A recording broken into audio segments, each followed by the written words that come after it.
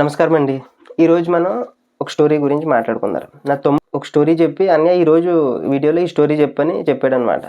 So story మనం చిన్నప్పటి నుంచి విన్నదే. ఇది మన తాబేలు కుందేలు స్టోరీ ఉంటుంది కదా.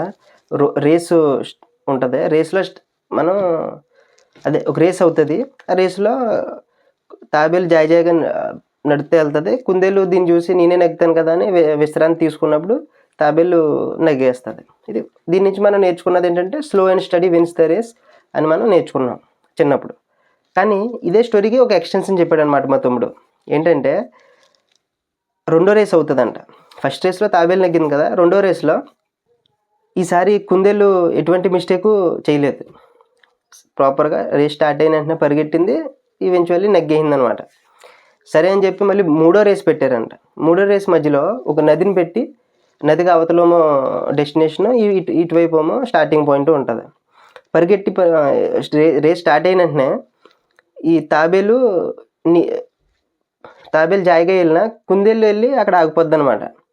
కానీ నీరు వచ్చిన వెంటనే తాబేలు దిగి స్విమ్ చేసుకుంటూ ఫాస్ట్గా నదిని దాటేసి అటువైపు వెళ్ళి నెగ్గుతుంది.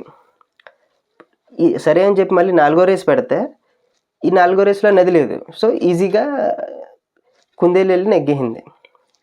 సరే అని చెప్పి మళ్ళీ ఐదో రేస్ పెట్టారు. ఐదో రేస్లో ఈసారి రివర్ మళ్ళీ ఉంది.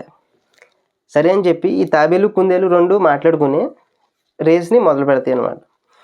రేస్ స్టార్ట్ అయిన తర్వాత ఫాస్ట్గా కుందేలు ఫాస్ట్గా వెళ్ళిపోయి నది కూడా ఆగిపోద్ది.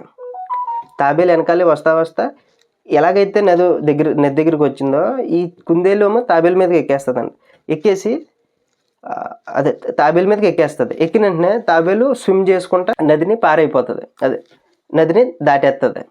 దాటిన వెంటనే ఈ కుందేలు ఉంది కదా, కుందేలు తాబేలుని ఎత్తుకుని పరిగెట్టిందంట.